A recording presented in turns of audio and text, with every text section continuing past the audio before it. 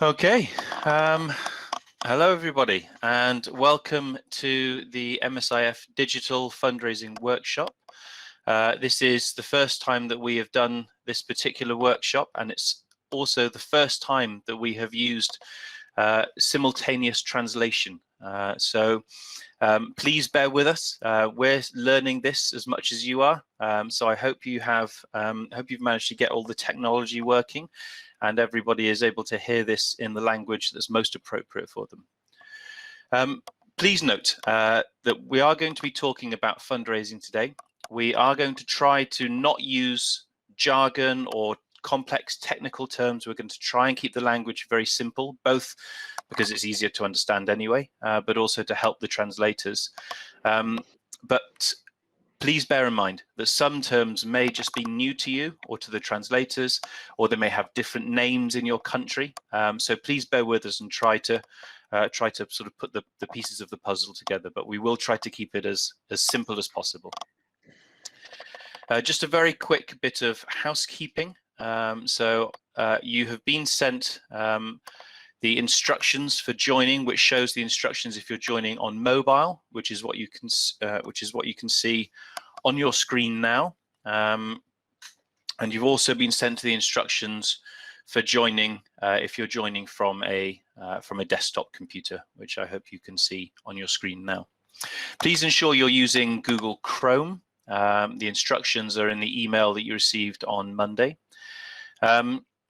Please choose your preferred language at the bottom of the screen, so you can see that in the drop-down menu. I'm just circling here. And if you need to change anything, or you need to change any of the settings, there's the button here. If you need to change your camera, your microphone, and your camera are here. And if you want to speak, you have to press the request to speak button, and my colleague Daniel will, when it's the appropriate time, give you the chance to talk. Right, I'm going to just quickly move on. We will try to provide regular opportunities for questions, so we'll try to have 1 or 2 questions at the end of each session if time allows. And then we hope, if time allows, there will be a longer session for questions and answers at the end, if there are any. There is also a chat function where you can write comments, which is just here. It might be harder for us to read the ones in Arabic. We do have Spanish and English speakers definitely on the call who are able to communicate with us, but if you want to ask something in Arabic, you may need to actually request to speak. Okay, so moving on, just going to introduce myself, and I'll ask Marcelo to introduce himself, and then we'll do some introductions. So my name is Luke Thomas. I'm the Director of Fundraising and Engagement at the MS International Federation. I've been with the MSIF now for about 7 years, and I've worked with many of you, either directly or indirectly over the years, and I love doing these sessions. I hope you find this useful today. I'm going to ask Marcelo to introduce himself. Hola, I will start in English, and then I will switch. So, welcome everybody. Bienvenidos a todos y todas. Salam alaikum. Welcome everybody. Estoy muy contento de estar en esta experiencia. I'm joyful of sharing this experience over the Kudo platform. We're all living the digital dream of turning the world into a space of collaboration, ideas, change, and improvement for all the inhabitants of the planet in such difficult times everywhere. My name is Marcelo Iniara. I've been working in the digital sphere for over 25 years. I'm a consultant. I'm a specialist in fundraising, engagement, communication, and innovation for social organizations, and I've worked with several international organizations. I'm pleased to share this event with you and to carry out this amazing experiment, because I'm going to be able to speak in Spanish. You will be able to understand to what I'm saying both in Arabic and English, which is an experiment we're all building together. This is true collaboration for multiple sclerosis. This is a session full of collaborative ideas and actions to improve the quality of life and life expectancy for everybody. Thank you, Luke, Maho, Paulina, and everybody who gave me the opportunity of joining you today, sharing this presentation. Thank you very much. Great. Thank you, Marcelo. So we are going to talk through the topics on the screen today. And just for those who don't read English, I'm just going to quickly read them out.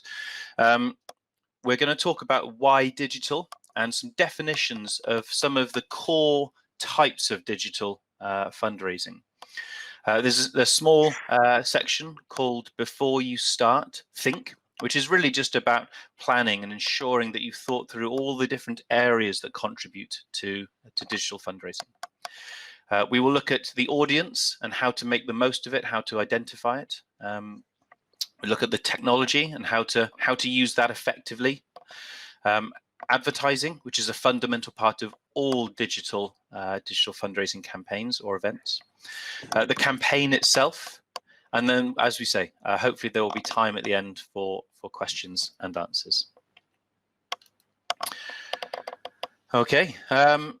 So I'm going to pass over very shortly to Marcelo, and but before I do, very quickly, I just want to sort of put a couple of thoughts in your head. So firstly, why is digital fundraising important now?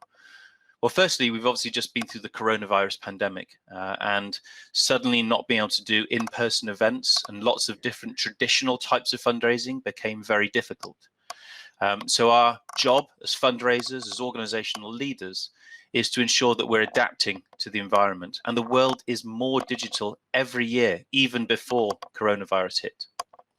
You've also got to meet people where they are. Our donors and our fundraisers are spending more and more time online. So if we're not there, they're not seeing us.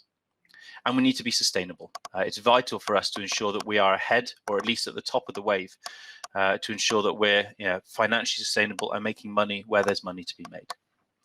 Digital, however, is not a magic wand. It's lots of different things. As I mentioned, there's lots of different kinds of things which become digital fundraising, and it doesn't exist in isolation. It's really important that as you evolve and do more in the digital space, that other parts of your team, right from your leadership and your board through to your comms and service delivery teams, are involved, because they all play a role in making it successful. So I'm going to pass over to talk more about why digital fundraising. I'm going to pass over to Marcelo. Muchas gracias. Thank you very much, Luke. Why digital fundraising? I asked the same question a few years ago, and now it becomes even more evident than it was 25 years ago when I started working in digital engagement, fundraising, and communication. There are 7.75 billion people in the world, 55% of the world population.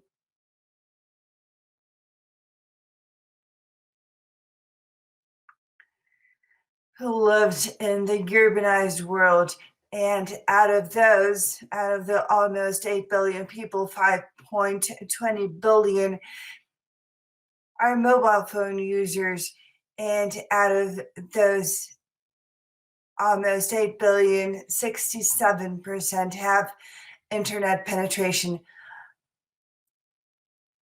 And we must talk about the penetration of social media, which accounts for around 50% of the world population.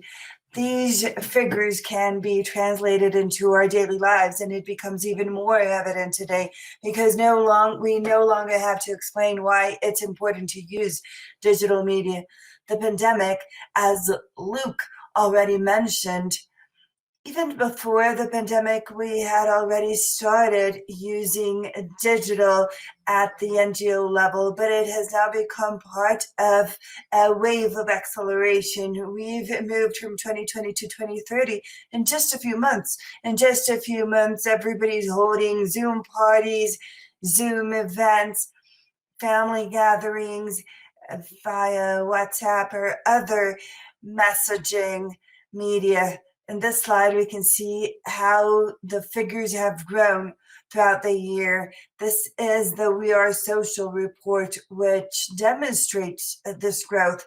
So I'm eager to see the growth next year because I'm sure growth will continue to speed up. You know, my mom is 84 years old and I'm video conferencing her all day long. It's amazing. It's unprecedented for us as humanity. Next, please.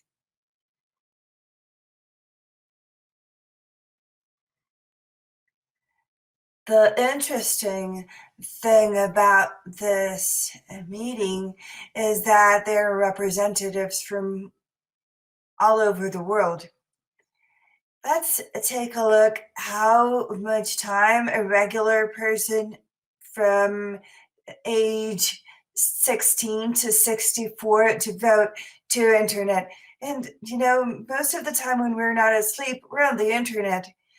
Around 7 hours, 6 hours, 43 minutes are spent on the internet. So the average citizen, the average world citizen spends 2 hours, 24 minutes on social media. And we watch around 3 hours of TV on a regular basis. New generations are also into the new trend. Now that we have to combine fundraising and gaming, they spend around 1 hour, 10 minutes on a daily basis in gaming. As you can see, this is the internet penetration by region, which is pretty homogeneous, above 50% all over the world. There are certain African countries who are still below the 50% rate, but most countries are really properly widespread, although there is a digital inclusion gap, which has become extremely notorious in developing countries when it comes to internet access of the higher social economical classes. But this is a trend that's here to stay, and we need to contemplate fundraising as yet another element of digital media. Right now, I will share the 3 principles of digital acceleration, which I believe are key. Next. I would love to speak Arabic, you know? I would love to at least be able to say a few words because I've worked with Greenpeace, with the UNHCR. I've worked in the Arabic region. Unfortunately, I do not speak Arabic, but I would love to.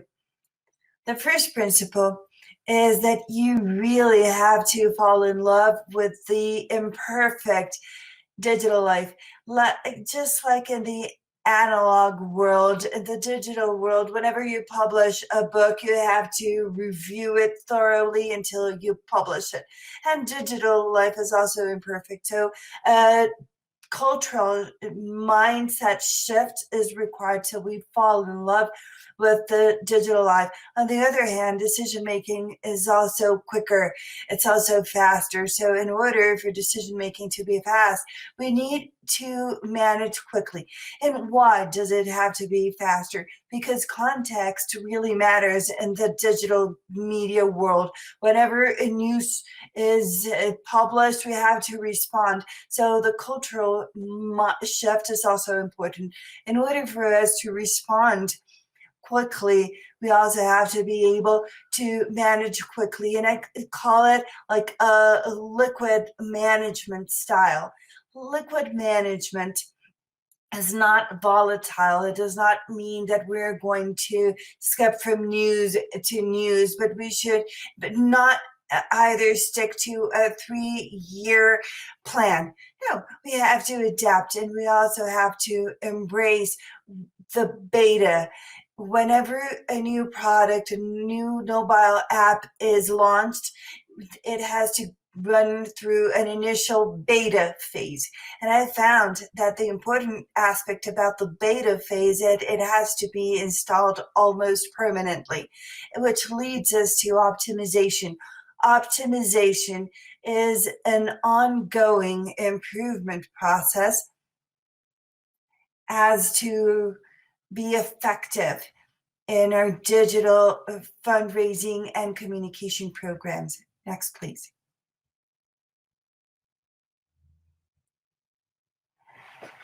Something key for accelerating these 3 principles is building a vision for the digital age. I love this ad published by Thomas Alva Edison. He was the inventor of electricity and certain forms of electricity, and this is the case of the phonograph. The phonograph was the early 20th century Spotify, and he wanted to place a phonograph all over the Americas. And today we have several multiple sclerosis organizations, but in the digital sphere. Next, Luke. Thank you.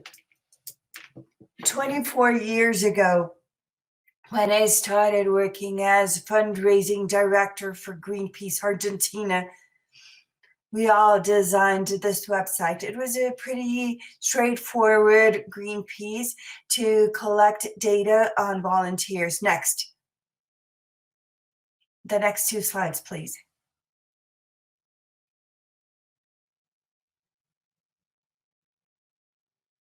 Yes, go back. Thank you.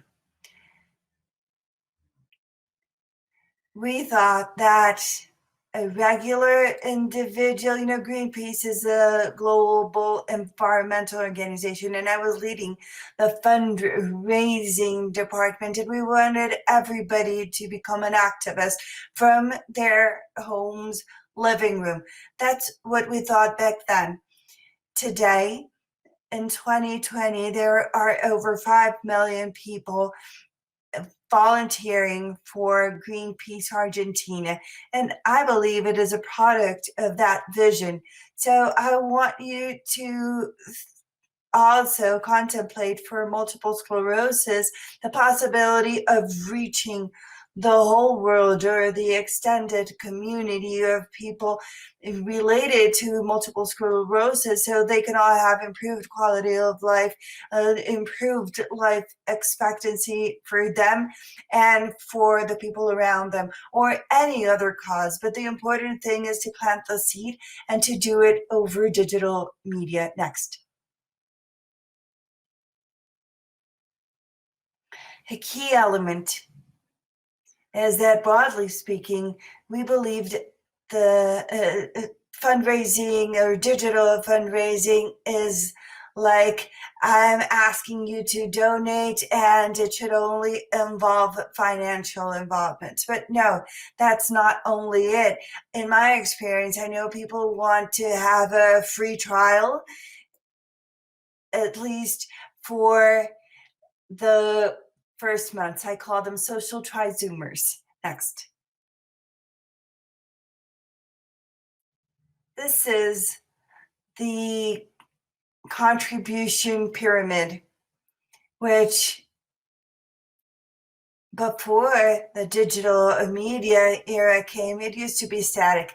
in blue, you just had certain prospects. You invited them to become regular donors, middle donors, major donors.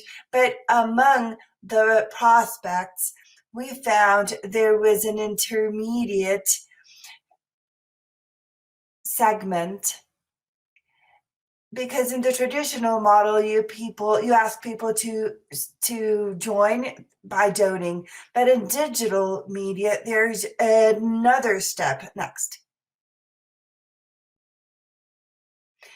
The pyramid had a secret door where donors, where people could join for a free trial. And now we know people want to be part of social media. They want to subscribe to a digital newsletter, to join online events.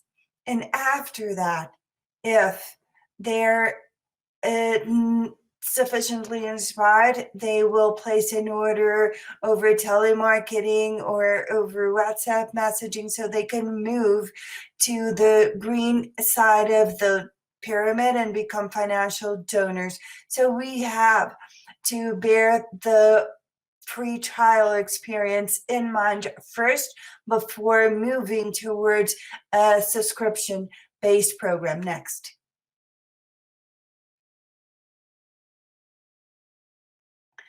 We have the conversion funnel, which is common in the digital sphere. It has 3 levels: top, middle, and low. First, people need to know about multiple sclerosis. You need to create interest, and after that, they can join your website, an event, as I already mentioned, by opening the hidden door. And after that, they can become activists, defenders. They will end up distributing information about multiple sclerosis, for instance, and after that, they become donors. The first arrow involves engagement, and the next part involves traditional fundraising.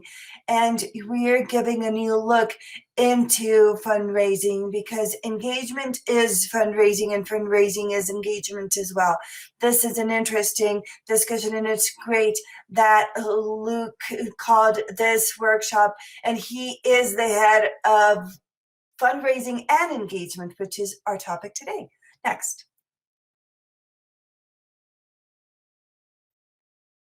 The last element, which is also key. I borrowed this slide and I showed it the first time when I was developing a UNICEF campaign in India. In the you will see all of the collaborators of UNICEF India, but it's not only the officials and volunteers working for our organization. The new we concept in the digital sphere involves people working in social media and those who are part of our database. That's the new we. Next.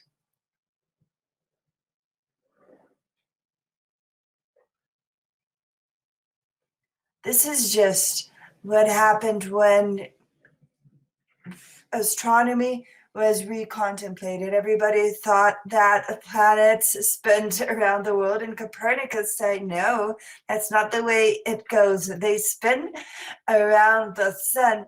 And the Copernican revolution came next. And something similar is happening now with social organizations now. Here's Copernicus. In the past, we used to think everything revolved around NGOs, and that's no longer how it is. Next. Everything spins around individuals, around the individual, the new concept of who we are. If our potential individual donors do not engage with effectiveness, digital fundraising, digital engagement, the communion between engagement and fundraising will simply not work. This is key, and let's take a look at its evolution next.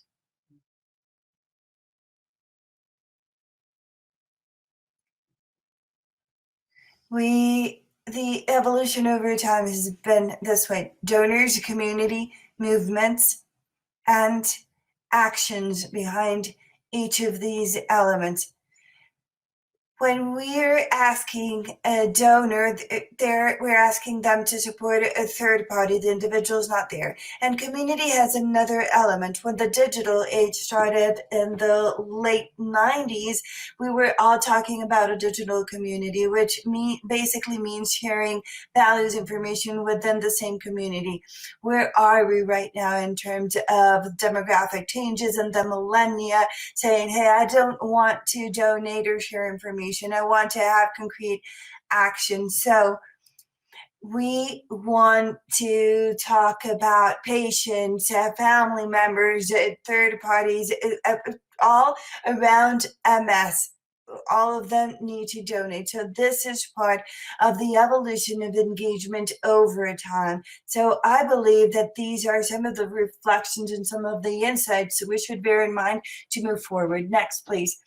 Which can be translated into call to action. I gave a presentation for the World Animal Protection Congress. So as part of a call to action, you ask people to donate on one hand, and on the other, you ask people to act. But in a movement, you ask people to join the movement. That's what you say, join our movement. So there are different types of call to action we should bear in mind. So when we start to design our digital engagement or digital fundraising for the MSIF, my recommendation is that according to the type of campaign you're going to design, a certain call to action will be required. But for digital fundraising, you have to go from community to movement. That's the recommendation, and that's the trend we're moving towards to. We have to bear not only donors in mind, because they're not only donors, they will transform the reality of the cause we're working with. Thank you, Luke. This is all for my presentation. It's your turn to go now. Oh, no. I was going to talk about the principles of digital fundraising. I had this additional slide to go. So let's take a look. You have to, number one, build your digital vision. Next. And you have to provide a free trial, a free experience. Number three. Next.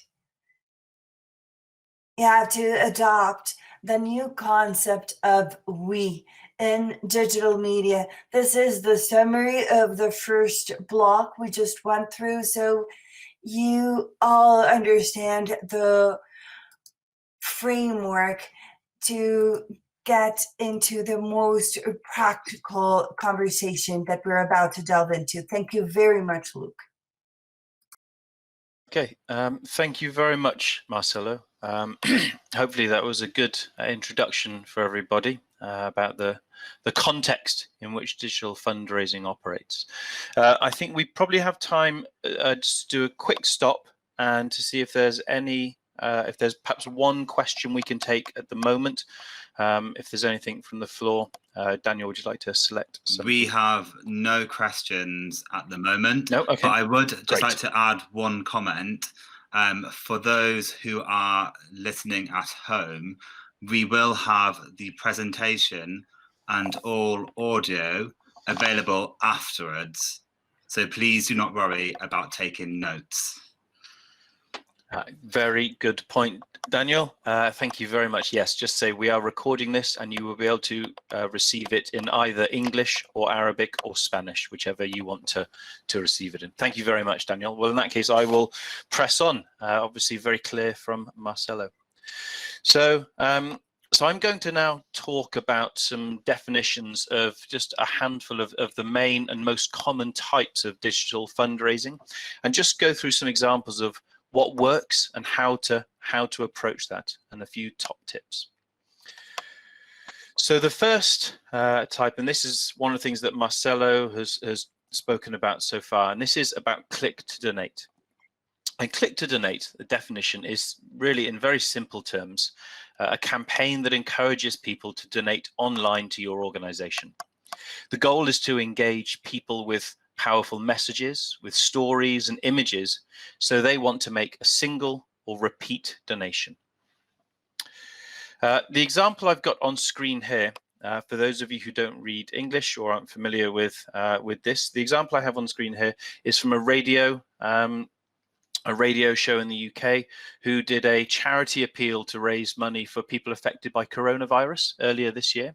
And I wanted to highlight it because there's a few things they've done very well, which I think make for a good lesson for us. The first is that they used infographics, so the cartoon style of drawing to appeal to their audience and to sort of show the type of people they were wanting to talk to. It made it fun, it made it lighthearted, and it also demonstrated with the speaker that it was obviously part of this radio show. So they immediately identified themselves and their audience. The second thing was that they created urgency. The stamp you see here in red, in any kind of fundraising, and in particular in digital fundraising, urgency and the speed of action, getting someone to act fast and act now, is the most important thing.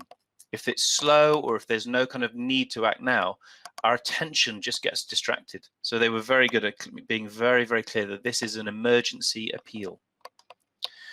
They also then were very clear that the money was going for those hit hardest by coronavirus in our communities. So immediately they're linking the money with the people who are in need of it. It's very, very simple. They didn't waste words. They didn't spend a long time describing how it was going to go, but they really talked about us and our communities and how that money. So there's a direct link between the donor and the people benefiting. And then very simply, donate now. As Marcelo said, that's called a call to action. They were very, very simple with it. They didn't mix it up. They didn't try to educate people. There was just a very simple button where they asked people to give. We see here an example from Spain, which is from their M1, the Spanish MS Society, MA, where they had a click to donate campaign, which has been very, very successful for raising funds for research, for MS research. And I just wanted to use this opportunity, just while this fantastic image is on screen, just to talk through a few top tips.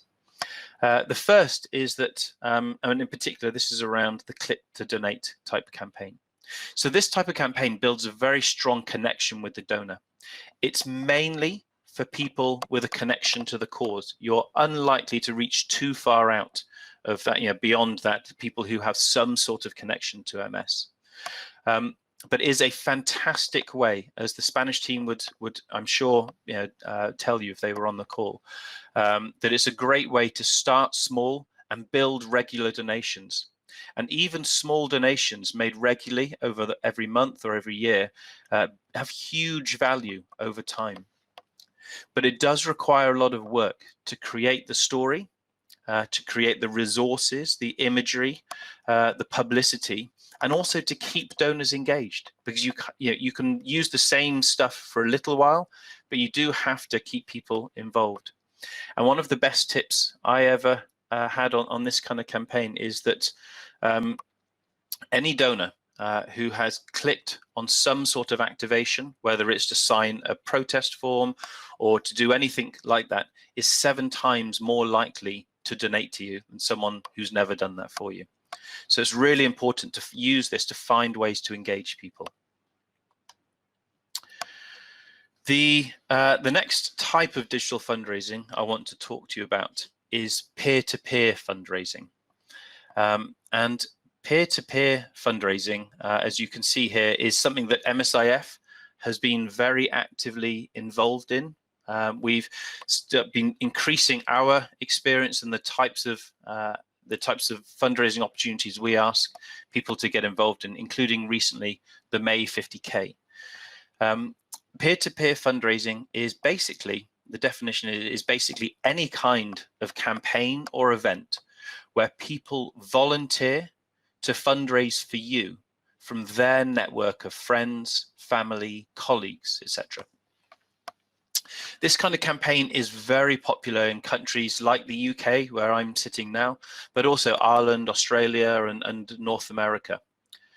It is often challenge-based. And what I mean by that is where somebody volunteers to do something difficult. So whether it's, running a marathon, climbing a mountain, or whatever it might be, in return for sponsorship from their network.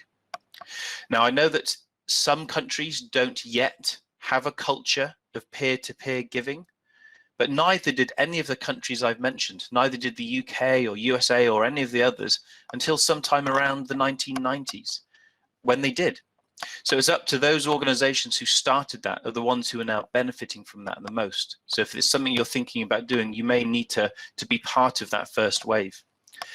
It's a fantastic way to create a virtual event, which has no event costs because people do it remotely. Next week, for those of you on the call who are members of MSIF, we will be running a second fundraising workshop about what we learned when we did the May 50K this year in 4 countries. Okay, so I just wanted to highlight a couple of things on the screen here. One of the things which makes the May 50K so successful, both in Australia and in the countries in which we ran it, is that the name works so well. It may not work as well in translation. I appreciate, obviously, if you're listening in Spanish or Arabic, but in English, it's very, very short.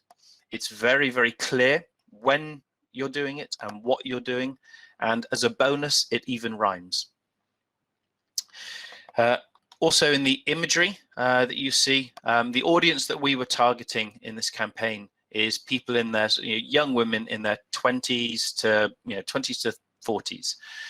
So our imagery reflects that, so people see themselves reflected in it. And we just had, as we talked earlier, about one single call to action, and I've highlighted that in red on the screen because just to say that nobody gets it completely right. So although we had one very clear call to action, register now, we made it in white against a light background, so we could have done a better job making that clearer. Some quick top tips. So firstly, for peer-to-peer fundraising, make sure you have a clear call to action. We will talk more about this later, but the more specific you are, the more people will join. The more options you give people, the more people will never join. You have to know what kind of people you want to take part and choose an activity or an event that they would find fun. And advertise hard to your audience. They will not come to you just because you had a great idea. You have to allocate some budget or some time, or ideally both, to advertise to those people. Easy, simple technology is also vital. And timing is also important. You have to catch people at the right time. So the next one I want to talk about is crowdfunding. And crowdfunding is basically asking lots of people and often companies to donate to a particular project with a very specific goal, which is often time limited. A couple of top tips with crowdfunding, where it differs, particularly where it differs from just a click to donate campaign, is that a click to donate campaign tends to be more general and more broad, whereas crowdfunding has a very specific project or product in mind. Some top tips, be very, very specific about what they're giving to. Have a deadline. There needs to be a kind of a need to donate now, which needs to be real. People will see through deadlines that aren't real, where you forced it. You also have to, in your description of what you're doing, you have to build trust. So why you? Why this project? You need to provide progress reports to people. In crowdfunding, people expect to be kept updated on how things are going, both in terms of the fundraising and the project itself. And you also need to provide incentives. Most successful crowdfunding projects have some kind of incentive. If it's a product development, as lots of companies, startup companies use it for, then people will get access to that product before anybody else. In an NGO, you don't have that option, but you can be creative because the value is what the donor sees the value being. So for example, you could say, give $100 and get a phone call from the CEO or something else, but just to give you a sense that, what an incentive can be. I just wanted to very quickly sort of show you an example of a very bad one. So this, I found this when I was doing some research, and I think for me, I think it ticks every single box of things you do wrong in a crowdfunding campaign. So at the top, they just talk about themselves. This is, I have no idea what Spencer and Sri co-founders are. It doesn't say anything about it. At the bottom left, if you, in the bit where they write about why they're wanting you to donate, all they say is that I'm raising money for a cause I care about, but I need your help to reach my goal. Please become a supporter to follow my progress and share with your friends. It says nothing about what the project is. It doesn't say any, it just talks entirely about me, all the things you should never do in a campaign. And then lastly, on the right, you see that they have 0 donors and 0 raised. People like to give to successful campaigns. So if you're doing a crowdfunding campaign, it always pays, whether it's you making a donation, your friends and family, or a company you might know, to ensure that there's some money on the board before you've started.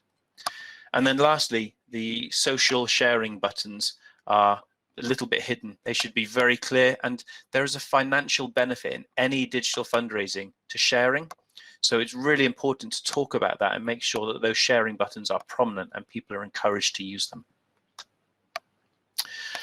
Email fundraising is, for me, it's something, it's basically, just to be clear, this is, when I talk about email fundraising, this is just emailing your database to engage people and ask them to donate. It's, for me, I would say the top tips, you really need a very active or large email database to make this work effectively. My feeling is that email fundraising works as part of an overall digital strategy. For example, as part of a click to donate campaign or part of a peer-to-peer campaign, much better than as a standalone thing on its own. In this kind of campaign, you need to give a lot of engagement opportunities, update stories to get the financial returns, and it requires a lot of work. I pulled out a lot of examples of things that some of these people did right and wrong, and I'm just going to very quickly rush through those. So this first one, one of the things you should never do in any digital campaign is make the target unachievable. The first thing they do in this, I know UNICEF can raise a lot of money, but putting $100 billion as a target is ambitious at best, even for UNICEF. They did use, however, an engaging photo, excuse me, creating empathy, but then they go and use loads of text, which donors just don't want to spend the time doing that. You need to make things quick and easy. In this middle one, which is which is actually quite a successful campaign, they failed to use an engaging image up front, but they were very, very clear about the link between the donation and what the money was going to be spent on. And they made a very simple, very simple donate button as well. In the example on the right, they used the first 2 examples that are fantastic about urgency. It's not too late to make a difference. And then the second piece is donate before the end of the year. And again, urgency is essential in this kind of thing, because if they don't act now, they never will. And then they're very clear in their donation button at the end about what the money will go to. So in this case, they were so specific. They were actually able to say $25 provides 100 meals, which is a really nice link between the donation and the action. Okay, so over to you, Marcelo.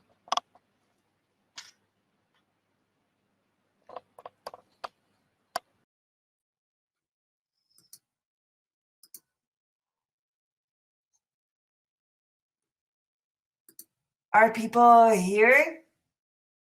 Are people here? Is everybody here? Okay, I hope you can. I hope everybody hears me.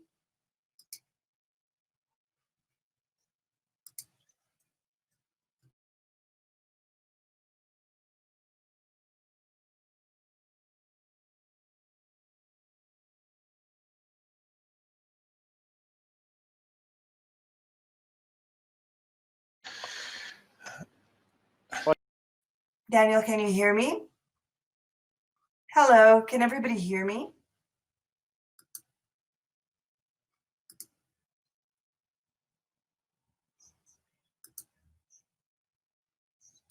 The Spanish speakers didn't hear anything from the last slide. Ahora me están escuchando. Ahí me están Marcelo, I diciendo have que you están now. escuchando ahora. Okay, great. Yes, everybody can hear. Let's get back to the slide.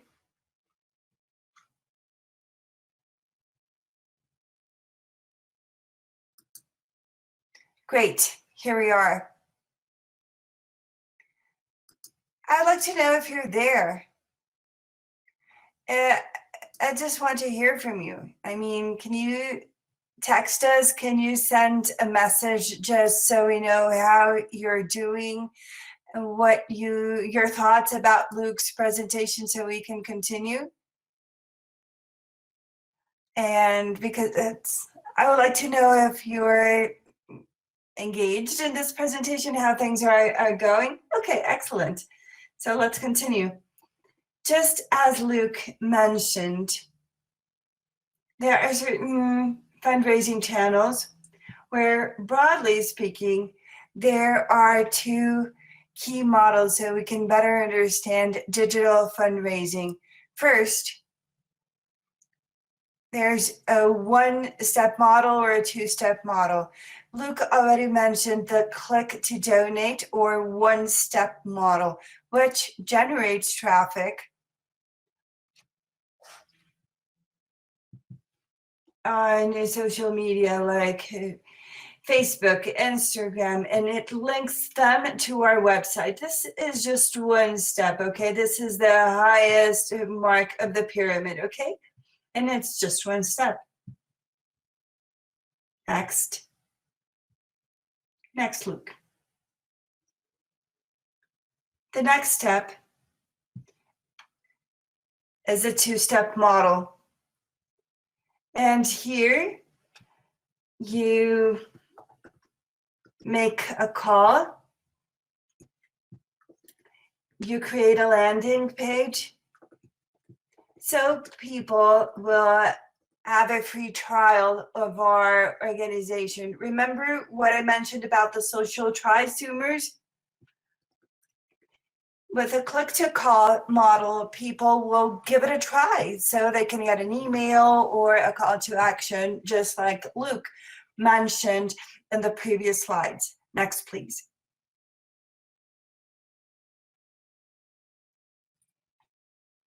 So we should bear in mind that we need to define our potential audience, and the definition of our potential audience, next please,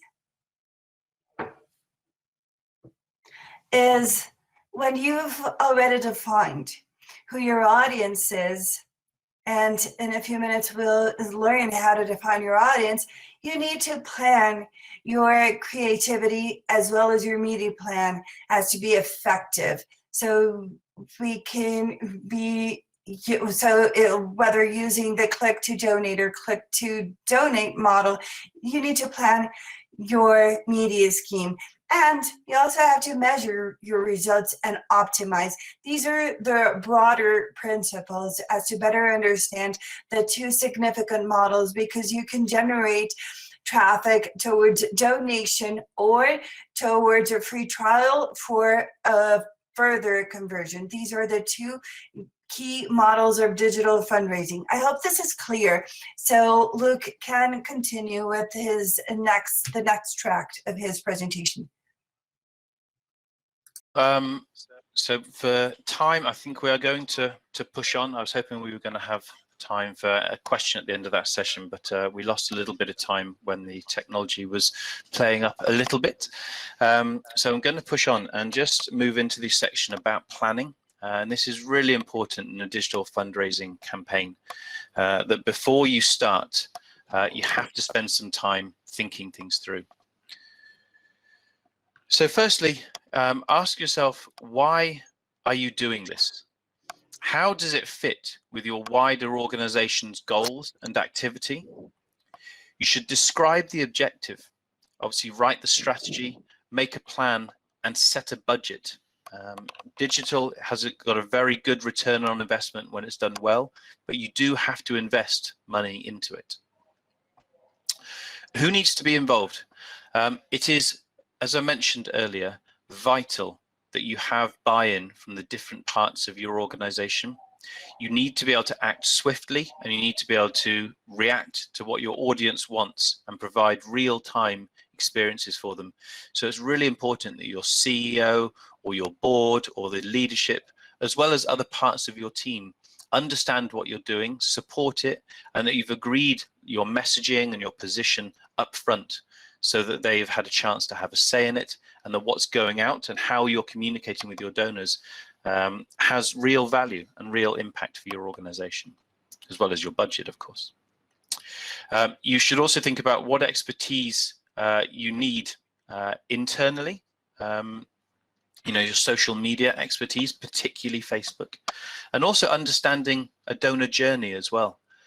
You know, one of the main things with digital fundraising is taking your donors and your fundraisers on a journey, and every single part of that needs to be an exciting experience, because otherwise they don't come back. What you're trying to provide for them is an engagement which is positive for them as well as the financial returns for you.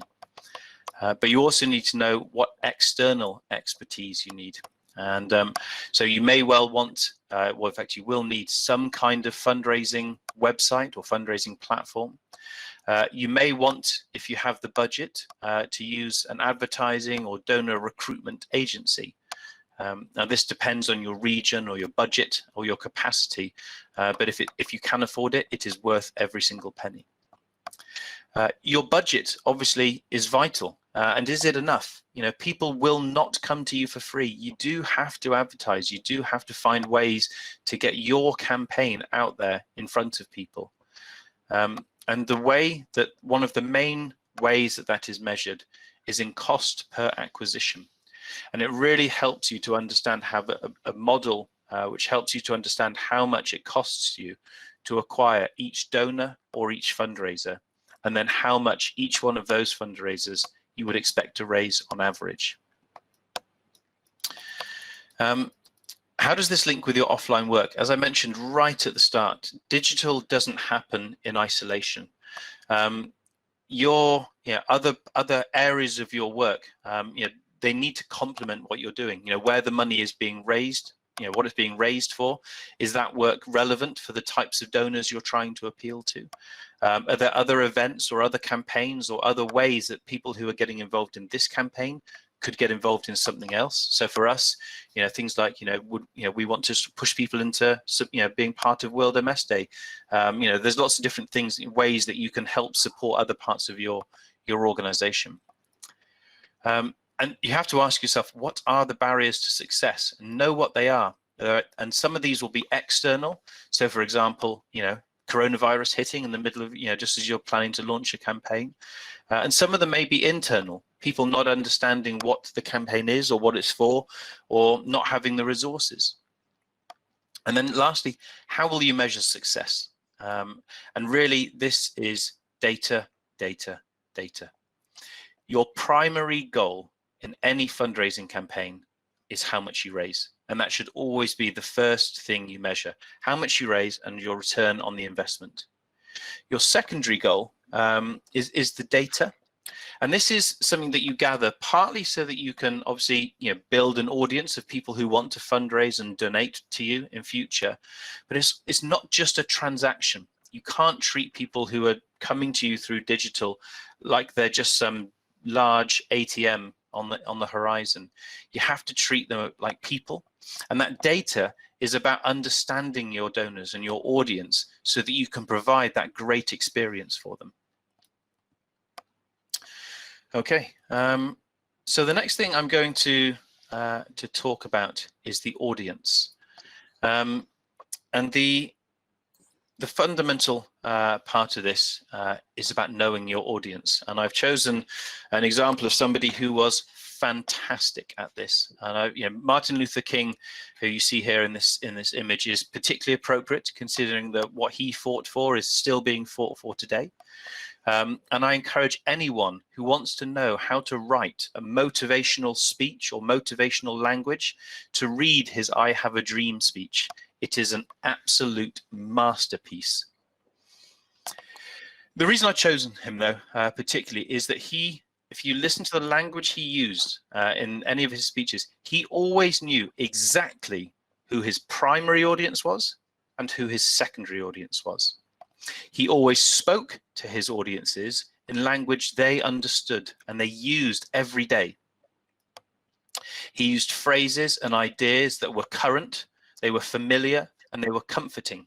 And obviously, I Have a Dream is the bit that people remember. But he also used language from things like the Bible, from music and popular culture, and the Declaration of Independence, because he knew that these were things that his audience could immediately identify with. He built a sense of community, shared purpose, and mission through his language and understanding what his audience wanted.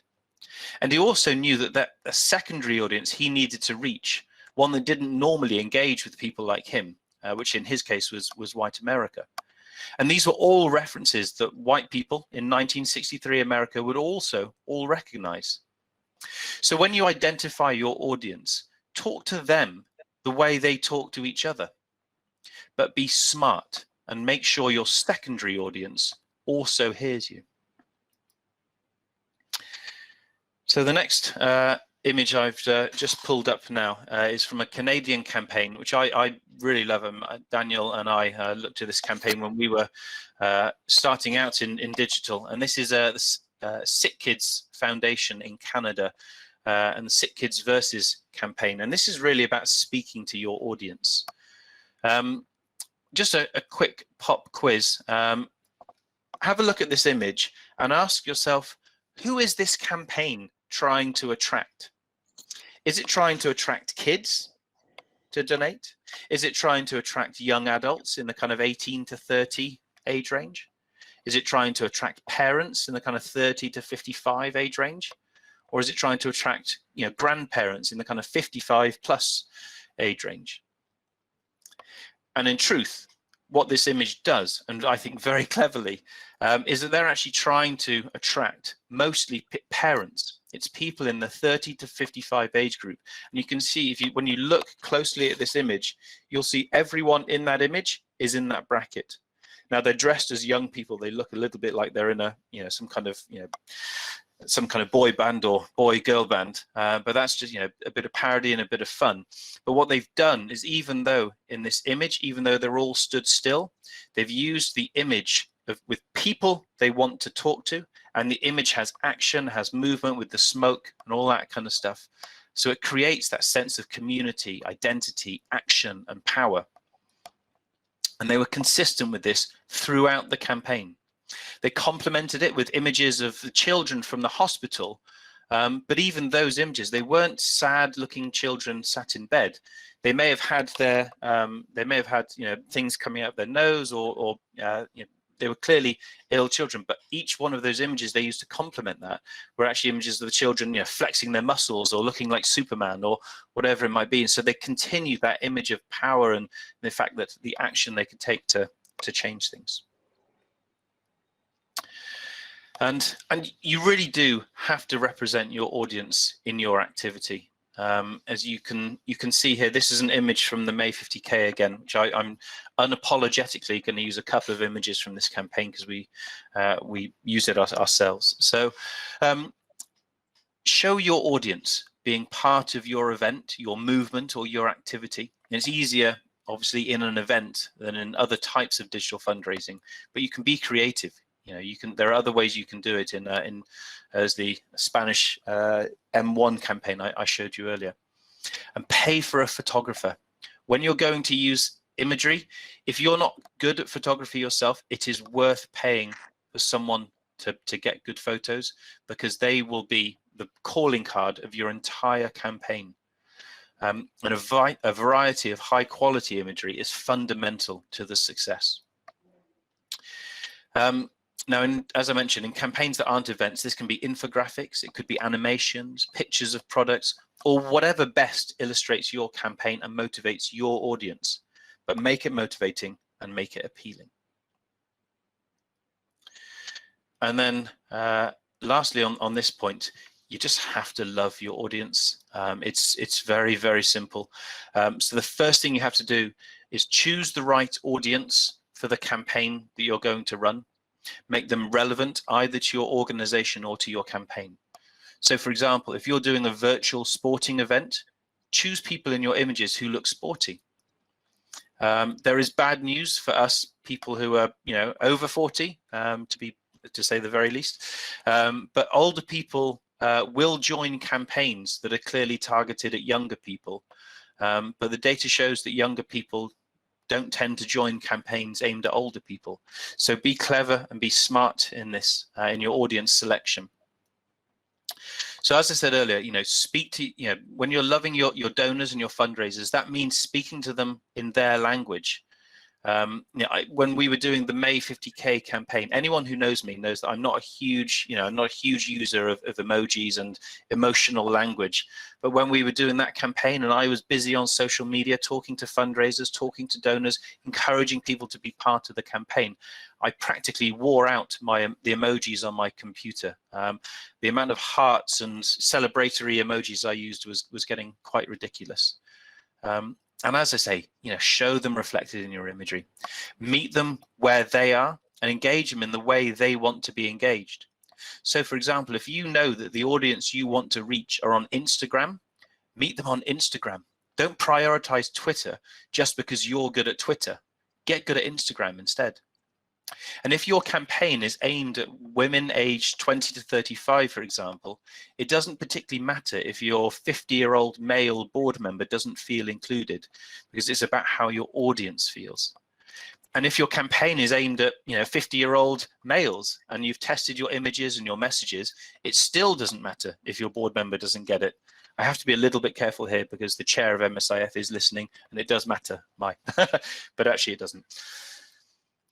So opinions in digital fundraising, opinions that are not evidence-based have no place in your choices. You do what works for the audience, not what you like or don't like. It's all about community. So this should be the opportunity, wherever possible, to reach out beyond your normal audience, especially using social media. Decide who you want to target, test that audience and be consistent, and then repeat, repeat, repeat. Okay, we're now going to talk about the story you have to tell. But before we do that, I want to sound a small alarm. The biggest mistake charities make in fundraising communications is talking about themselves. The audience don't want to hear about you and how great you are and all the fantastic successes you've had. They only want to hear about how they can help and who they can help. So take time to constantly review your language and your story. This is the story of how they, the donors, have enabled change, not how great you are. So wherever possible, remove every reference to your organization. So phrases, Daniel and Josie and I are constantly removing words and phrases like MSIF has or we have, and we replace them with you have or you can. And really, really concentrate on putting your donor at the center of the story and the center of that campaign. Okay, Marcelo, take us through the story. Muchas gracias, Liu. Thank you, Luke. So, and here we are connecting. I don't know if you're seeing that in one way or another, we are connecting the dots. Luke has just said that the center is the individual. And this change I presented previously of individuals is a Copernican change that organizations are undertaking. For many years, we heard that NGOs were at the core, but I think it's quite obvious as well what's happening during the pandemic now. Now, most of the leadership and social mobilization is happening because of normal people, ordinary people that have initiatives through the social media who say, I want to do something. And organizations feel that they're a compliment. It's not that organizations are disappearing Let's go one back, please. Let me tell you about, Luke told us about the audience, and I think it's very important to understand the storytelling. We have to be more efficacious. Next slide, please. Why should we be efficacious? Because what's happening now, as we see in this picture, this lady is probably watching or reading thousands of messages a day, and we are competing for her attention. We are competing for the audience's attention, competing against so many messages. And this is the value of attention. We are competing in an unequal way because companies and social media tend to show more advertisement. They use many mechanisms. I don't know if you saw that documentary called The Social Dilemma, on how the media use different artificial intelligence mechanisms combined with neurosciences to have us in Facebook or Instagram or Netflix more time. So we are competing for that attention. Time is now an economic asset. The more time in Facebook, the more Facebook advertisement we are consuming, or in Instagram. So we are fighting a battle with a narrative that has to adjust better to our target audience. So we have to know who they are. Next slide, please. Let's do a small exercise here that I've been doing for many years with Doctors Without Borders, Médecins Sans Frontières, an international organization well known worldwide. And I've had to work with them, and I'd like to ask, which of these two images would mobilize you more? Number one or number two? Can you please answer in the chat box? Which of the two move you more? Can we see, please? Mariana, 1, Angie, 1, 1. I'd like to see if any of the participants of the Arab countries also give us their opinion. Rosa, great. They all say 1. Most of them say 1. Picture 1. Picture on the left. Now let me ask you, in the message, let's move on to the next slide, please, Luke. There's clearly a winner, which is number 1. And why would this be? Why would it be number 1? Does anyone dare say why it would be number 1 in this visual narrative, in this visual storytelling, in this slide? Why is number 1 more important? Does anyone want to say? Some say it appeals to our emotions. It would be great to understand if we had more participants, because it's moving, it's inspiring, it's personal, it has a visible goal.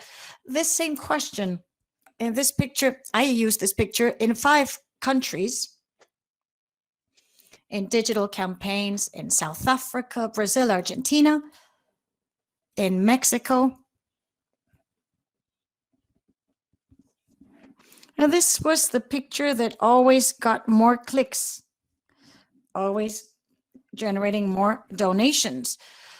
I was able to ask a neuroscientist who wrote a book called, I recommend you read it, Emotionomics. It speaks of emotions. And he said, Marcelo, it's very easy. It's Dunhill, the author. He said, it's very simple. The reason why this picture works better than the other one. Our brain, the first thing it detects is faces and hands. And for the first time, I saw how many hands, how big the hands in this picture. Why do we detect hands? When we are born, the first thing we see when we look, we see our hands as we play with our hands. And this, our brain intuitively starts detecting this. This is part of the revolution with neurosciences. It's being used to convey more effective messages. Another thing Someone said emotions. Certainly, there's a powerful emotion, which is sadness. We have to start understanding in our narrative what are the emotions we're working with to convey a message that would trigger these engagement activities and actions. If we look at the second picture, it's a camp of Médecins Sans Frontières. There are no people, so naturally we choose picture number 1. Next slide, please. Let's do another exercise. Let's read 2 words, banana and vomit. Shall we stop and think? You might probably be thinking, okay, Sue, who built a story with these 2 words, banana and vomit? Intuitively, we tend to build stories. Next slide, please. We tend to create stories. This is what Nobel laureate on economy, a psychologist, won the Nobel Prize for economy. It's a way of understanding why successful campaigns are successful. Why does our brain act and trigger actions versus other campaigns that don't trigger such actions? Banana and vomit. I'm sure we've already thought of a story like, I ate a banana, it wasn't good, it made me vomit. So we naturally create a story connecting elements. Our brain is a machine made to build stories because our evolution has made us create stories. That's why stories are so important in fundraising. And depending on how we combine those elements, there will be different texts and movements and sounds and smells, aroma. We can think of all the possible stimuli we might have to build stories. So let's build a story that has the possibility of generating an action. And how we combine those elements in the story, in the narrative, to be able to build effective stories. How do we build effective stories? Let's have a look at the answers. Firstly, we have to understand that around us, we already have stories that we could be using and presenting so that people interpret them and we can take them into consideration. We have to become story hunters to see which stories are more moving, that might be generating other actions of engagement or communication. To create the plot of a story, I found it useful to ask these 3 basic questions I'm going to ask so that you become story creators or story hunters. What is the conflict that there is that we want to solve? For example, having patients without mobility to reach a medical center, or for example, children or a mother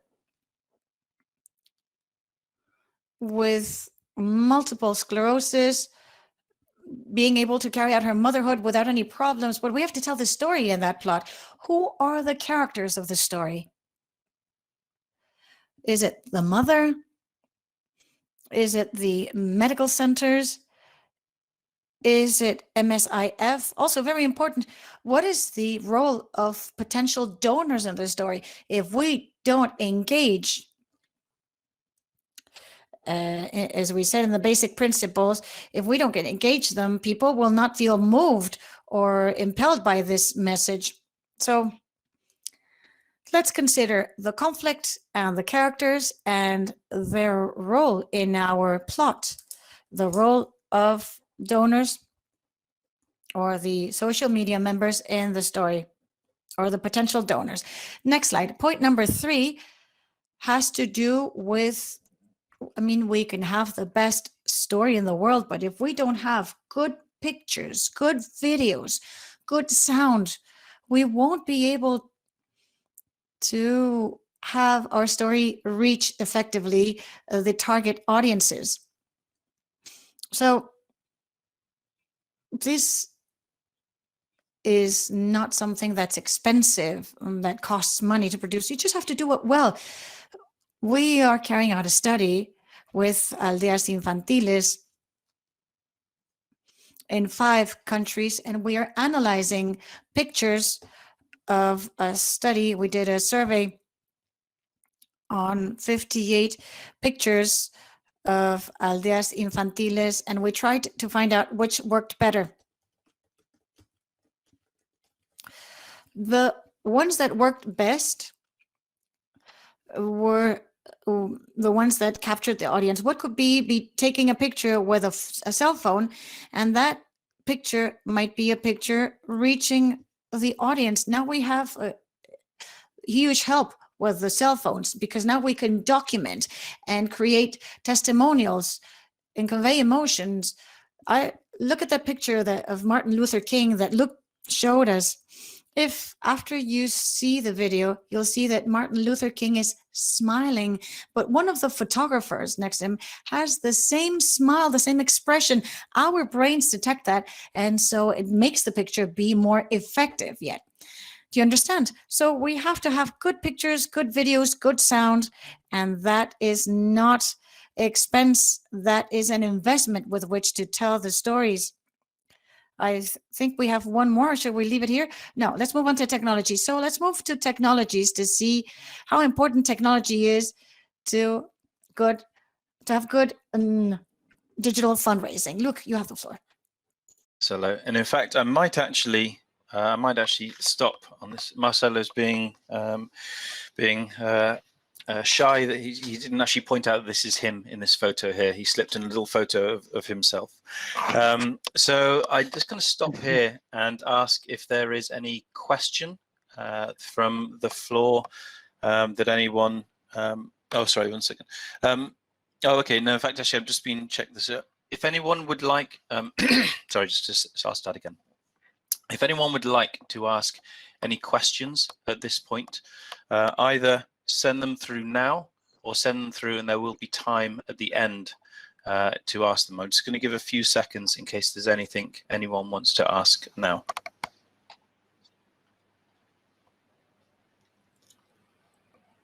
Eliu, ¿cómo hacemos para que las preguntas en árabe nos... How do we have the Arab questions? We have interpreters who will be able to help us with the Arab questions. Yeah.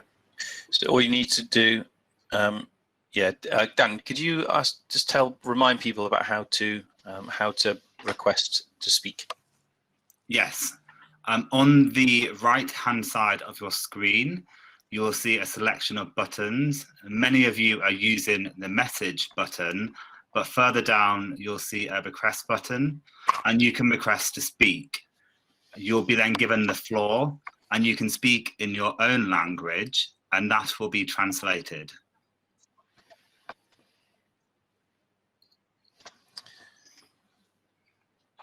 Okay.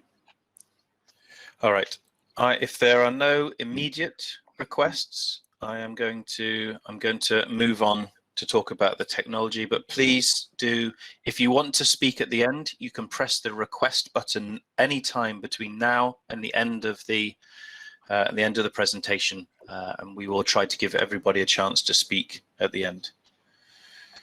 Okay, right, so I'm going to move on to the technology. And the first thing I want to say is that I cannot stress strongly enough that whatever you do must work on mobile devices. As you can see from this graph, the red line at the bottom is mobile usage since October 2009, and the orange line at the top is desktop use since 2009. It doesn't take a statistical genius to work out how this is going to continue to happen. Mobile use is huge. Already 51% of users worldwide are mobile first, and that number is only going to increase. This is a global picture also. So in many of the countries who are on this call now, that may actually be even more pronounced. I know that in some countries, many people's first access to internet and to many, is actually been mobile first right from the start, rather than being desktop. So that graph may be more pronounced in some countries. It's also about the speed of transaction. People spend longer on websites on desktops, but they do much more browsing on their phones. So in fundraising, your goal is not to educate, not to spend lots of time getting them to spend time reading and doing stuff, but to engage people early and get the transactions done as quickly as possible. It's almost like fundraising was designed for mobile phones. So the next thing I want to say is that you don't have to start by building your own fundraising website. You can do. There are lots of companies out there who can work with you to develop something specifically for you, and MSIF has done that with a couple of different companies over recent years. Excuse me. But you really don't have to. Working with existing fundraising platforms is lower cost and lower risk than building a bespoke fundraising platform. Using an existing service, and I've shown on the slide here, I've shown a few examples that exist around the world. So in Europe, and I think in North America possibly, Just Giving is a very popular platform. In Brazil, there's a crowdfunding platform called Kikante.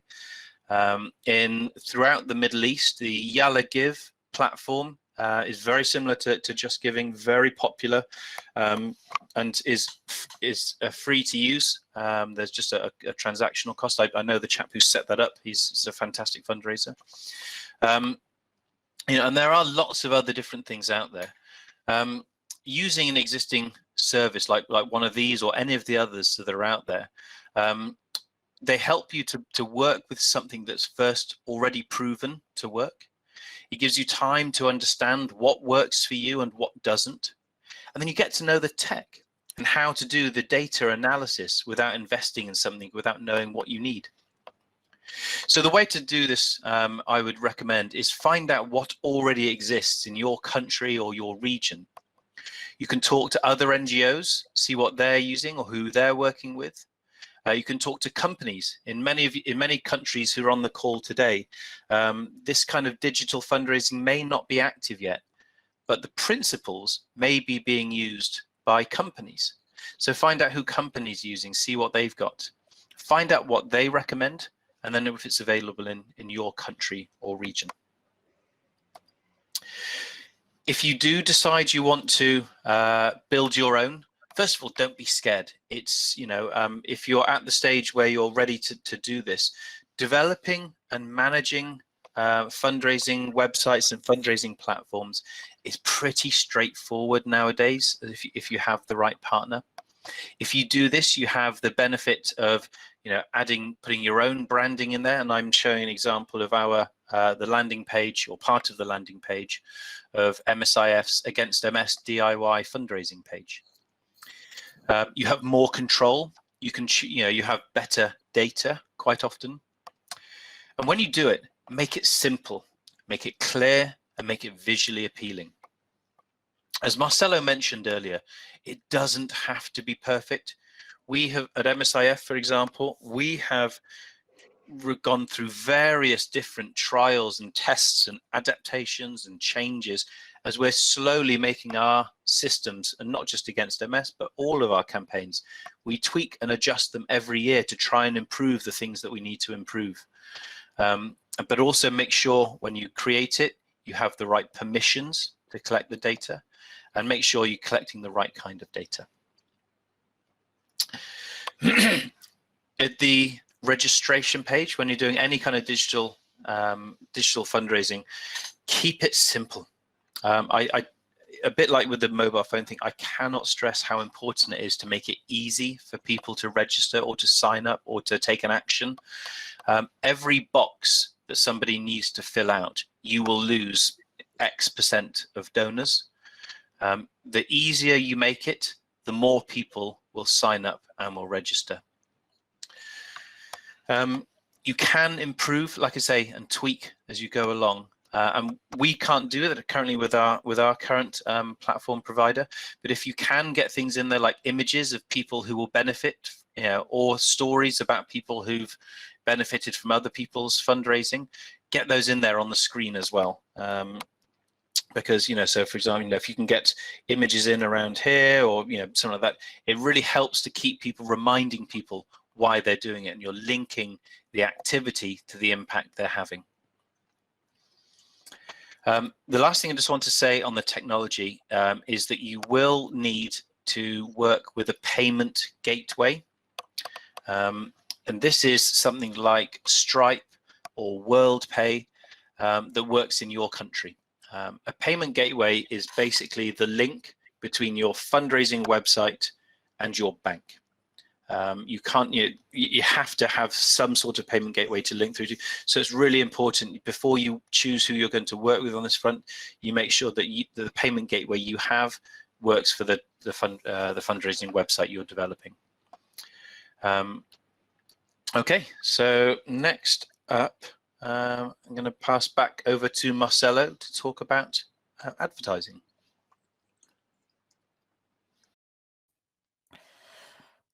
Thank you, Luke. This last bit that Luke mentioned, we don't have fundraising if we don't have a payment platform online. Most success takes place here when for the past month that we've been preparing this presentation, we've been speaking of how important it is to highlight the payment platform. If we don't have the payment gateway online, it will be very difficult to have a successful fundraising action. We can work with that mechanism of giving the telephone number and then proceeding later on, but that's not effective. One of the things I find as a consultant is I hear, my campaign didn't work, digital fundraising isn't working in my country, and I see many times that having a website or a donation form is not enough. It is necessary, but not enough. Because many times what the failure is in the promotion. One of the things before digital advertisement, it was very expensive for NGOs to be able to have promotions addressed at a certain audience. One could not adjust the message so much. One could read a magazine or an article in the newspaper, but now we are fortunate enough to be able to promote for a specific city or a specific interest. And this is a revolution. So in the next slides, I will tell you some of the great lines of work. This is a general workshop, an introductory workshop, so that you can understand how digital fundraising works. So there are two ecosystems in digital advertisement. One is Google, which is all the mechanisms Google has to promote. The first one using Google is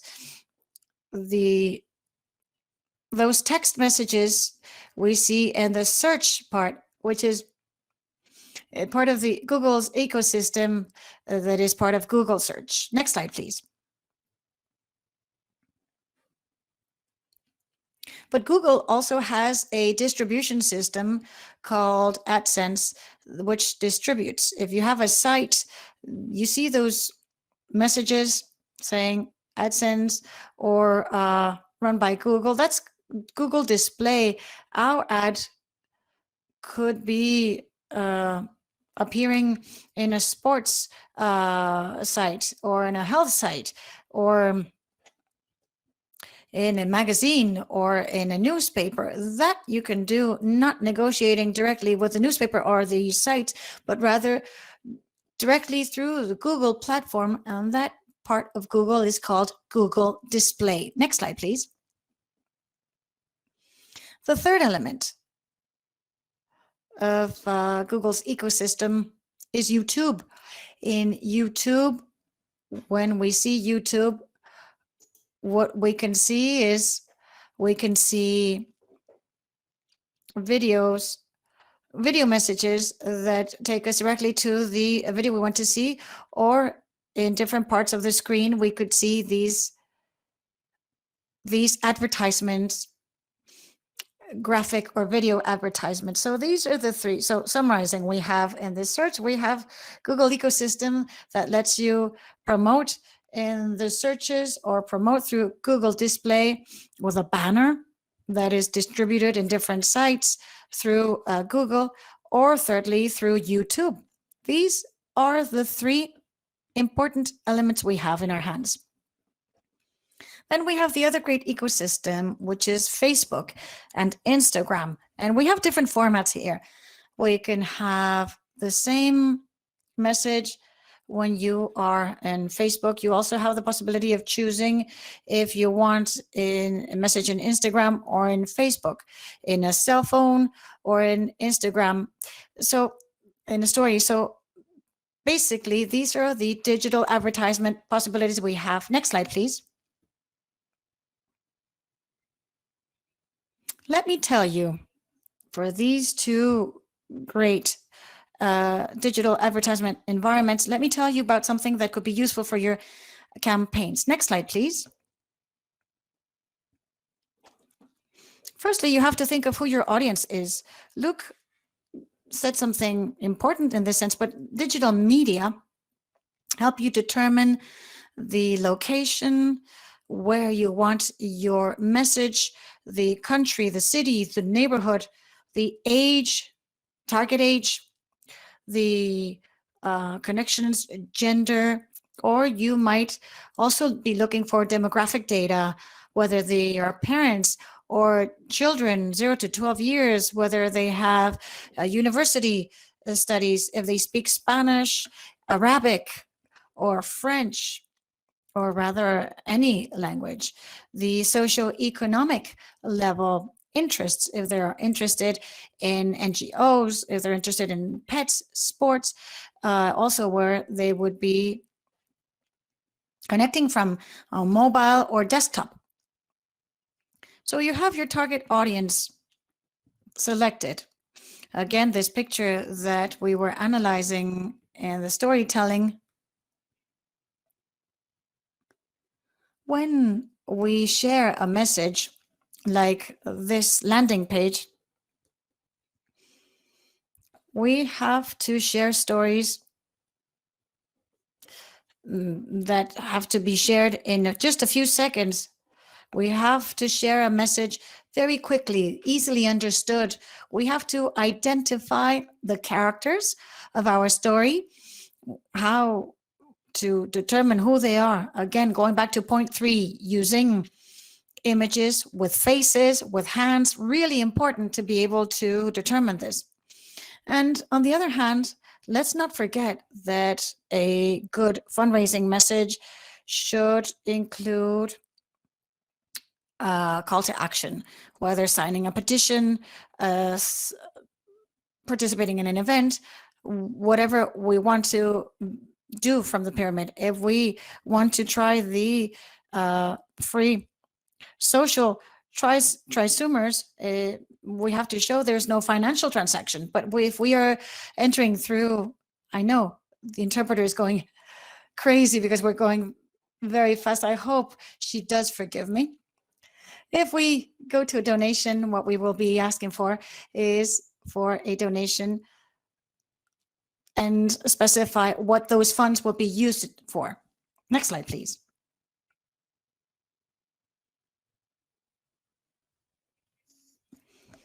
Well, if you don't measure, you can't improve.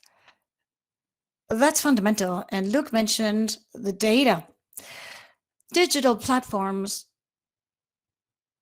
help us do a real-time follow-up of how our ads are doing. This is wonderful because we can adjust to that, or we can interrupt our campaign if it's not working and stop wasting money and use the money from our donors in a smart way. there are two interesting measures or two interesting platforms with which to measure results. One is the Facebook Business Manager, which manages the ads, which tells you some performance indicators, and also Google Analytics. We're not going to go into detail right now. Maybe in other occasions we might go into a more detail, but these basically are platforms that are simple, easy to use, easy to read, and they're quite powerful, because if we don't know what is happening, if the conversions we want to achieve are what we're aiming at or not,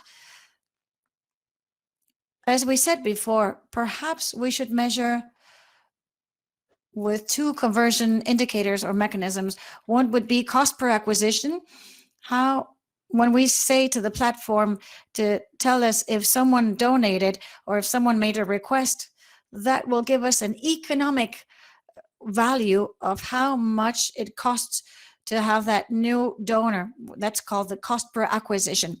And on the other hand, we have the return on investment. Of all the investment we have, how much are we making? And in what period of time? If we have regular donors, if in the first year we invest $1 or €1 or a peso or whichever currency, we'll recover that in the 12 months, then return on investment will be 1-to-1 for that digital campaign. These are general fundraising data, but that you can also use to understand how the digital advertisement campaigns work. Next slide, please. And I think that will be the end of this part, which is basically we have to find out who our audience is and start with our current donors and supporters. We have to see who are similar to our current donors for our digital campaign. We have to plan the digital advertisement campaign, whether Google, the three modalities we heard, or one or two, or will we use only Facebook because the average age is a certain one, or will we rather use Instagram because the average age is younger?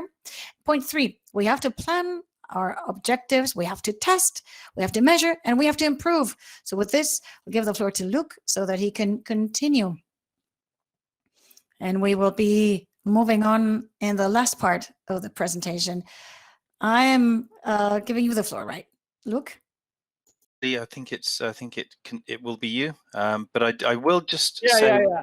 Can I just say one thing actually while I have the microphone?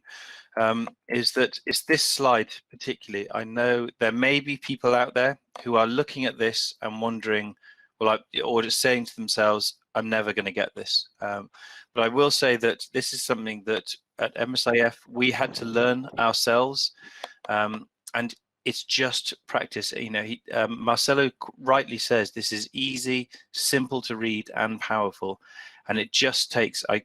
I totally agree. It at first it can be quite scary. There's a lot of numbers and graphs and things, but I cannot agree more that it just with a little bit of practice, this becomes very straightforward.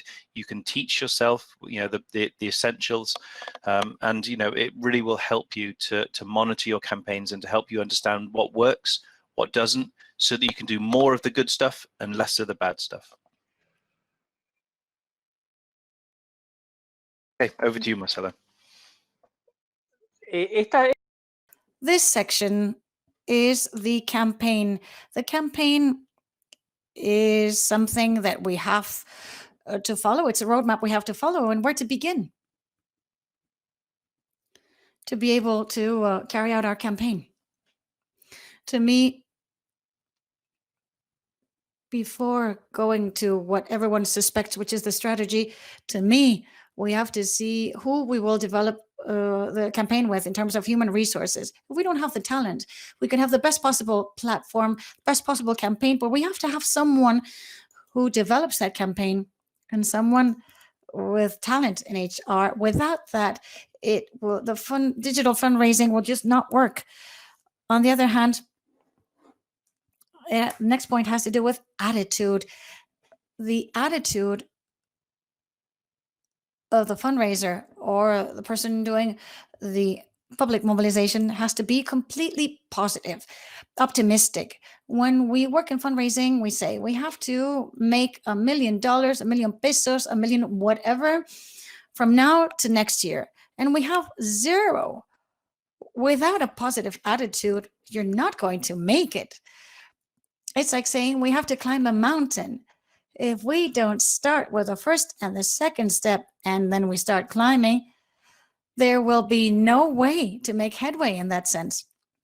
So something that's very important is the strategy.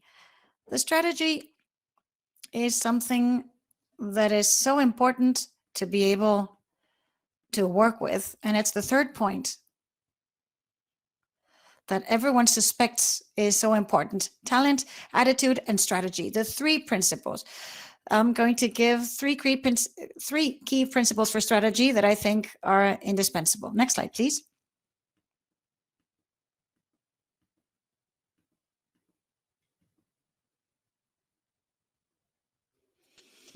So, something no one says when you have to undertake a campaign is, how will people get involved, and how are we going to reach people's minds? And so we have to develop the concept of public mobilization. How will people imagine they will participate in that campaign to help our cause, multiple sclerosis, in an extensive way? For example, if I say tree, we all imagine a tree with more or less branches, bigger, smaller trunk, with ground, without ground, by a lake, in a mountain. We can all imagine a tree. That's the concept that we have to take into account. And we all have to have a concept of how this campaign will be. And what is the concept of public mobilization? It's the emotional unit that creates the meaning, the sense for people to carry out an altruistic action. In this case, a donation, signing a petition, or participating in an event. There's a rule here that's very important. It's the TC rule. When we speak of digital fundraising, it has to do with technology. Next slide, please. This is a metaphor, what we have in front of us. Generally, technology is, for example, the bicycle. That's the technology, but the bicycle will not move unless, next slide, please, unless there's a concept. What mobilizes technology is the concept for people to imagine their role in a campaign, okay? This is an element that is very important to take into account when you want to develop successful campaigns. The TC rule: technology will not work on its own. Concept on its own will not work. It's like the bicycle, but it needs a rider to take it from point A to point B. Concept and technology hand in hand. The second point, we have to start with prototypes in an imperfect manner. Next slide, please. Basically, these are imperfect elements, and the industry, technology industry, has a concept called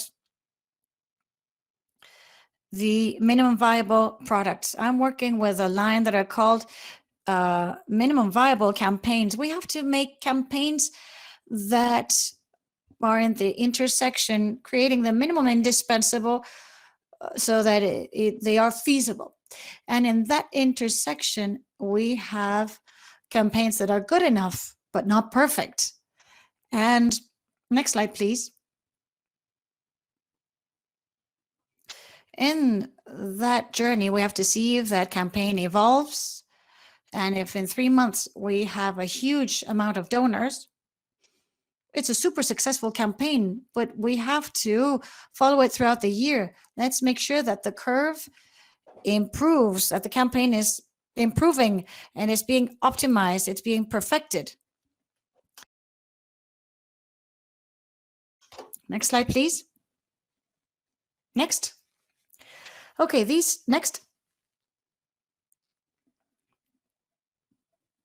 Okay, yeah.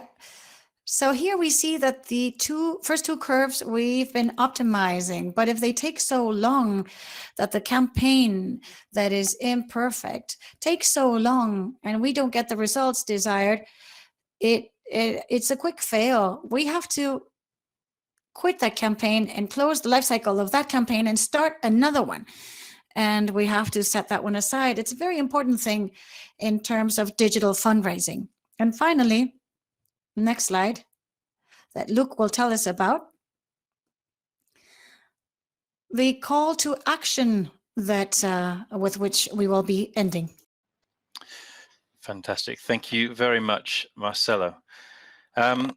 So I'm going to talk about the call to action, and this is for any digital campaign. You know, we've mentioned this a few times, and we thought it was important to finish with this, because no matter what, if you get this wrong, it will not work. You can have the best imagery in the world and the best campaign name. You can have targeted the right audience and get great data, but if you ask them to do the wrong thing, it will very quickly go wrong. Oops, sorry, I pressed the wrong button. So the first thing I just wanted to point out about this is that the most common mistakes that charities make, we've made it at MSIF, and other, I'm sure others will be doing the same as we speak. The most common mistakes are, firstly, having a call to action which is too vague, which is not clear enough what you're actually asking people to do. People want direction. We think if we're too specific, it will put people off, but the opposite is true. Also, if you have too many call to actions at once, so if you ask people to sign up, and you ask people to donate, and you ask people to find out more, you're asking too many things, and you're going to divide people's attention. Whereas when you have a digital fundraising campaign, keep it simple. Have one button that you're asking people to actually follow up on. Trying to educate people during a call to action is fundraising suicide. It is really, really important that fundraising is focused on fundraising, not on educating donors, and not on telling them all about yourselves. Really keep it very, very simple. Also, if the point of entry is very difficult, so for example, if it's a very expensive to sign up to, if you have to spend $100 or $500 to sign up to your campaign, or if it's one of the challenges we have, we run a fantastic cycling event, for example, at MSIF called Cykelnerven, in partnership with the Danish MS Society. But we know with that event that actually the number of people who are going to sign up to it is very low, because actually you have to be an elite cyclist to take part, and you have to spend quite a lot of money to register. So we know that is a barrier for some people. Obviously there's a reason we have that, because the event is very difficult. But in your normal digital campaigns, keep it easy. Keep it, make it as simple as possible. Another mistake that people make is a lack of urgency. And again, I've touched on this a couple of times here. In fundraising, urgency is everything. If there's no need to donate now, with the lack of attention that Marcelo mentioned earlier, our attention is being drawn all over the place all the time. So if there's no urgency, I will look at one of the other screens I've almost certainly got on. I don't think there's any point in my life where I don't have at least 2 screens in action at the same time. And then the last thing is not telling people what their participation will change. By donating, you will change X. By donating, you will achieve this. By donating, X. You're always focusing on what will happen as a result of this donation or the result of them signing up. It's really, really common that people forget that actually what people want is change. So I wanted to just to sort of pull out a couple of good things to do. So like I say, the May 50K was very, very simple, and one of the things that made it good was that there was one, you can see up in the top right here, there was one single call to action. There was urgency and excitement You know, there was the kind of, you know, the leave your limits behind was quite a kind of a motivational phrase that really got people excited about taking part. You know, the campaign was also very, very clear as well.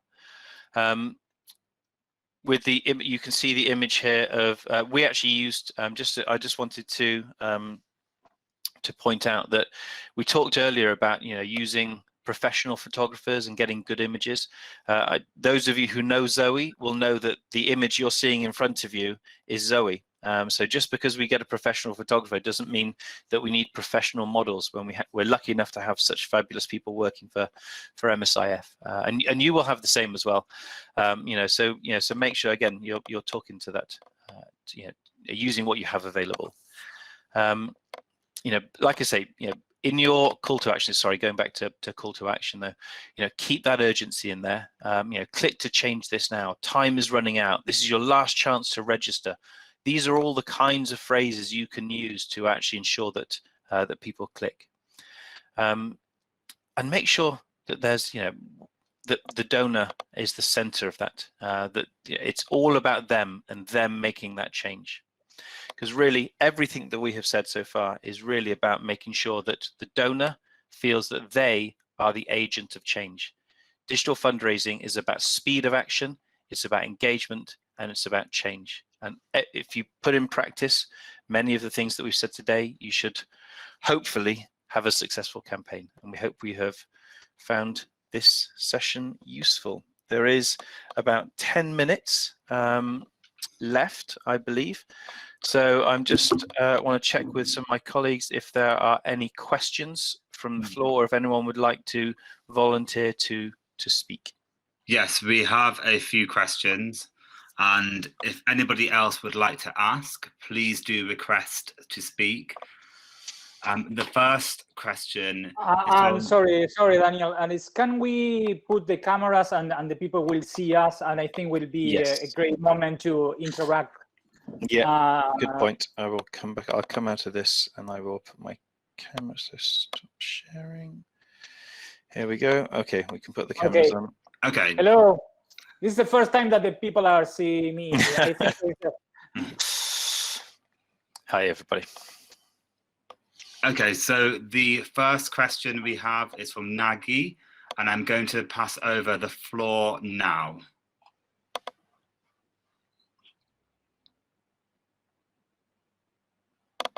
Hello, Nagi.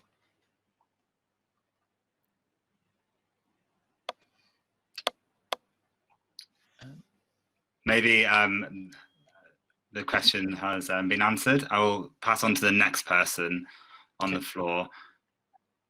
Oh, who've both left. So. Oh no, Nagi is just rejoined, I think, by the looks of things. Nagi, do you have a question? You are, Nagi, just so you know, you are currently muted. If you can press the microphone button at the bottom of your screen. Ah, perfect. Marhaba. Marhaba. Hello.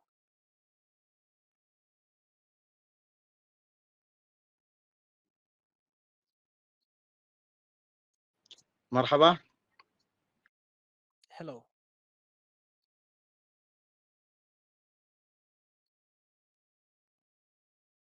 Nagi. لدينا اقتراح. We have a proposition, and we also seek a recommendation from the International Federation to all the donors to support the Yemeni association, given that we are at the start of our journey, which is the foundation, and we are going through through some dire conditions in the midst of the siege. So we are seeking and reaching out to you for support so that we can get the service to the patients. Can you hear me? For coming on today, and we definitely recognize that the situation in Yemen is terrible at the moment. It's a very difficult situation for you to operate in, and I know that my yeah, myself and my colleagues all hope that that the situation changes there. Your question about whether we can help and work with or support the society is something that we will have to talk about in a different forum. This is not the right forum for talking about that, but certainly thank you very much for raising the question, and I'll ask my colleague Abdul to communicate with you offline about that. Thank you. Okay, next we have a question from Najwa, who I'll just enter into the conversation now.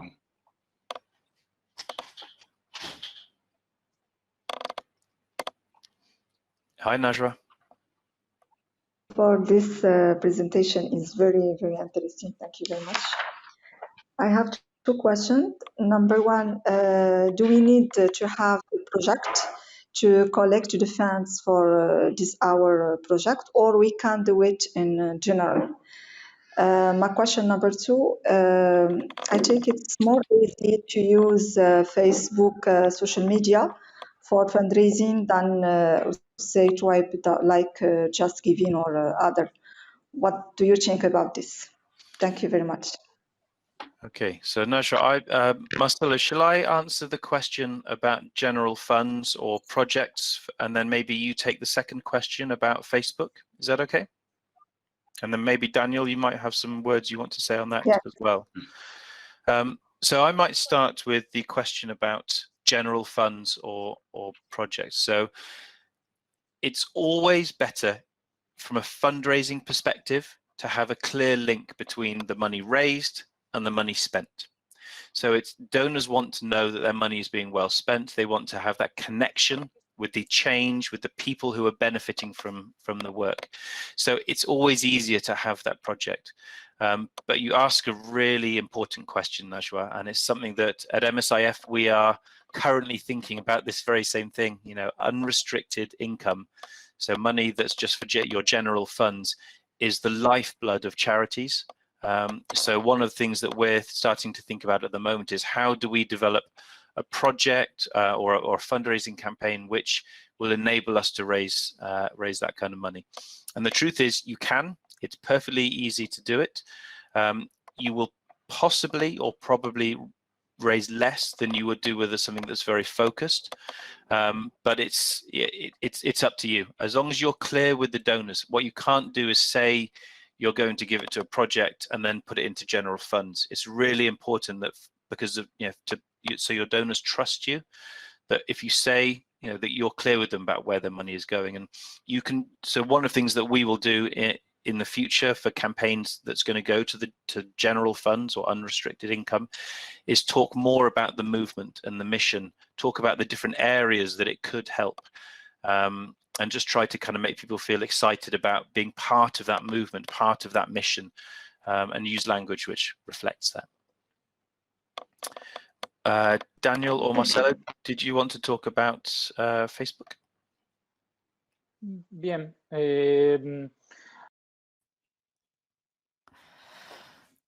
Well, advertisement in Facebook, as I said in my presentation, is very powerful because you can do as I said, but as in any digital campaign, you have to start like in a funnel. You have to consider different means. You could test Google and Facebook and see which of the two works better, not just go exclusively to Facebook without trying out Google. In my experience, depending on the countries, Facebook in general terms, Facebook plus Instagram works better, but it could very well be differently in your country. Perhaps there's another search engine, or that means maybe Facebook operates in better conditions in your country. So really, you must diversify, do micro testings, see what works better, and then optimize as we suggested. So summarizing, try out different means, ecosystems, Google and Facebook, and check out which works better. Or perhaps there's another ecosystem in your own country that might give you the best possible means for your campaign. As expected, Marcelo answered perfectly. So I have nothing to add, but unfortunately, we have run out of time for any additional questions. There are a few in the chat and a couple in the request log, but we'll share details for both Luke and Marcelo afterwards, so you can ask these questions. Great. Thank you very much, everybody, for listening. We hope you found it useful. Thank you very much to the translators. And yeah, we look forward to the next session next week, I believe. Great. Thank you, Marcelo. Thank you, everybody. Muchas gracias a todos y todas. Un placer. Thank you, everyone. It was a pleasure.